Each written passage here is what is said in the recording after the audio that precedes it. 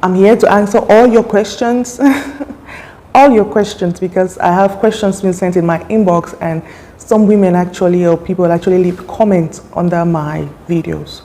So I'm your favorite medical microbiologist, popularly known as the medical professional with the difference, because I give you knowledge on health, medical, hygiene, farming, business, and a lot more. Let's roll in. Welcome back, everybody. Today we'll be looking at causes and signs of heavy period or heavy menstruation, and also answering the question, are heavy periods normal? Heavy periods or heavy menstruation are also known as Menorrhagia. Now, there are some signs of heavy periods which I think every woman should be alert. Point number one, if your menstrual period lasts for more than 7 days.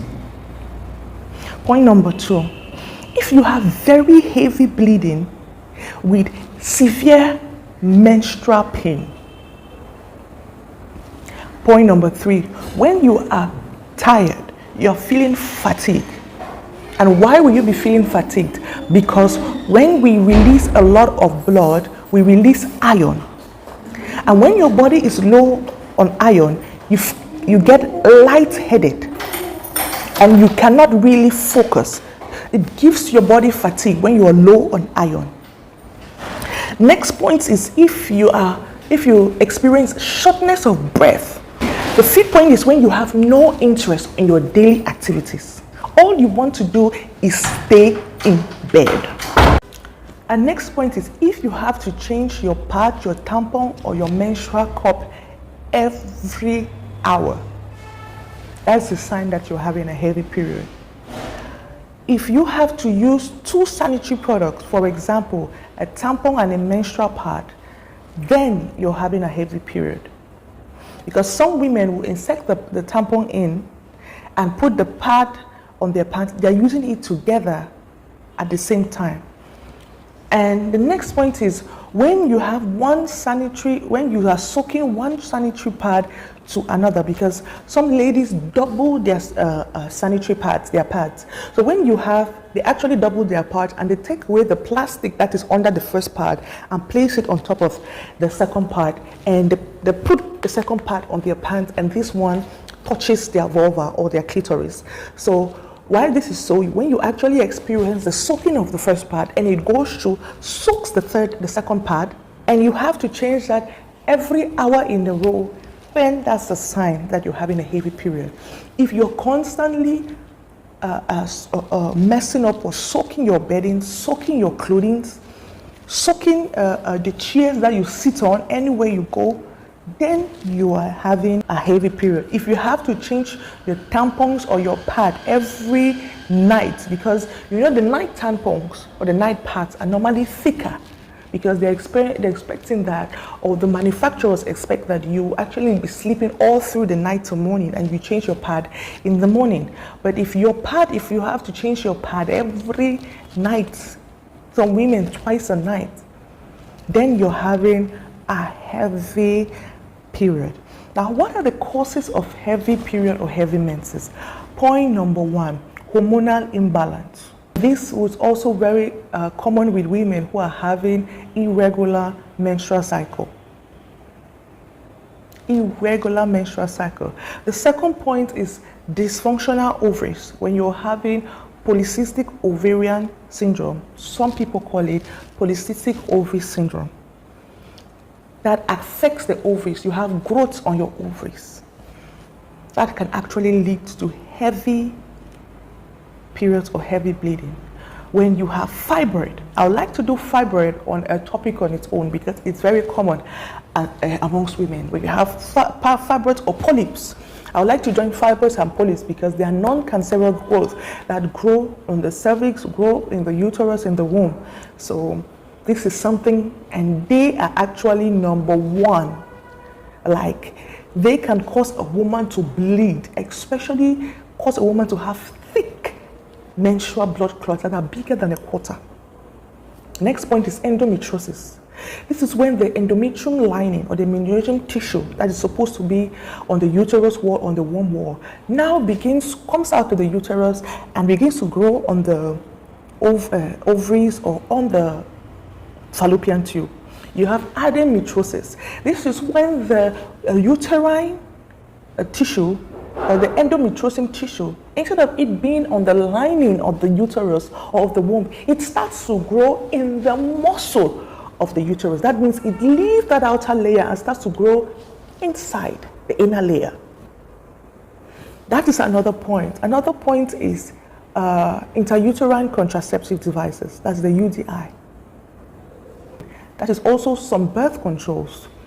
Some birth control pills, implants actually cause heavy bleeding in women, or heavy menses or heavy periods in women. And we are looking at complications during pregnancy. In this case, we are looking at miscarriage. When a woman is having a miscarriage, because there are some women who have their periods while they are pregnant. Those are women who release 2 eggs at a go. So it's normal in a cycle, in a month. They release 2 eggs.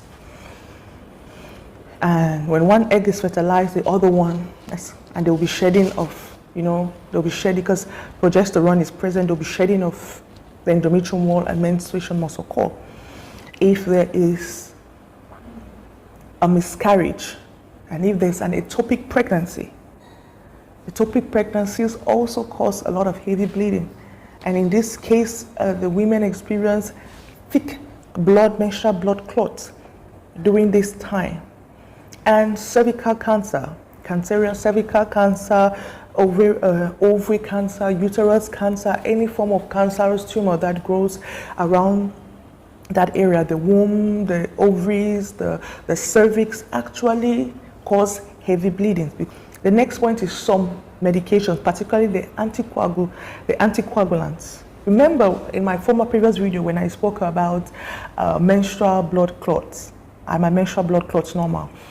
In the uterus, there is an anticoagulant that is released that prevents the blood clots from coagulating. I explained it in detail with a lot of knowledge, and because I don't want this video to be so long, I'm not going to focus on that, but please watch the video. It's going to help you, give you a lot of knowledge and empower you, and will be empowered as women. The next point is pelvic inflammatory disease, that's sexually transmitted diseases, chlamydia, in this case chlamydia. Most of them can actually cause heavy bleeding or menorrhagia. Also thyroid problems, thyroid diseases, kidney and liver disease or damage can actually lead to heavy bleeding. So I've named all these causes of heavy periods and menses.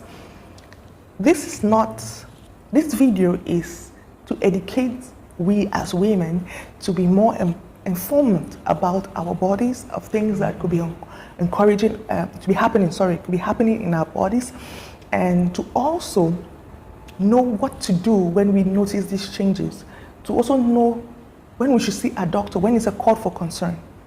With all the causes I have mentioned, it's a call for concern. See your GP, see your doctor.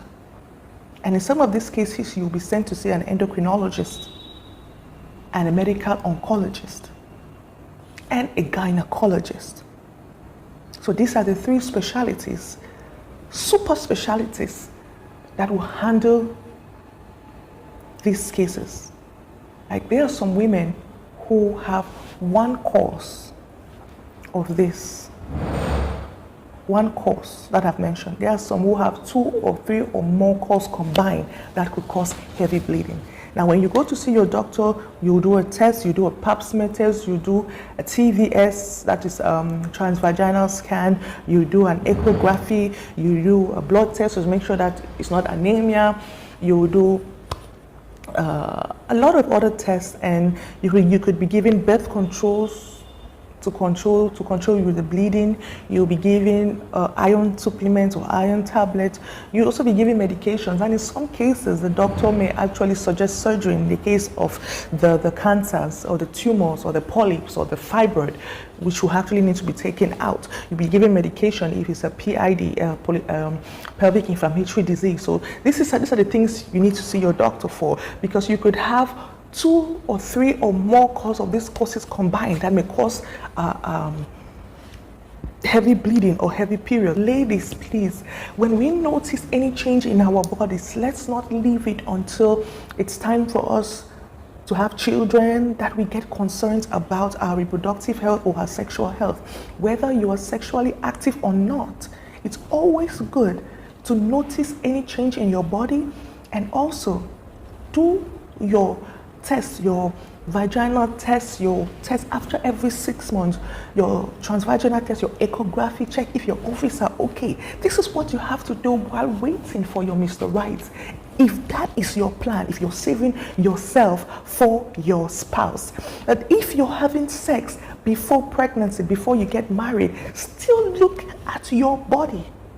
Be very conscious, because there are stages. It's better for cancer or situation should be dealt with when it's at its primary stage, and when it is being noticed at the tertiary stage, when you have to spend money, resources, and time to sort out something that would have been stitched, that would have been solved, that would have been actually sorted out if you just paid a little attention to your bodies. Ladies, please. So we've come to the end of this short, knowledgeable, informative teaching, and I remain your favorite medical microbiologist, Gwendolyn Halle. Bye-bye.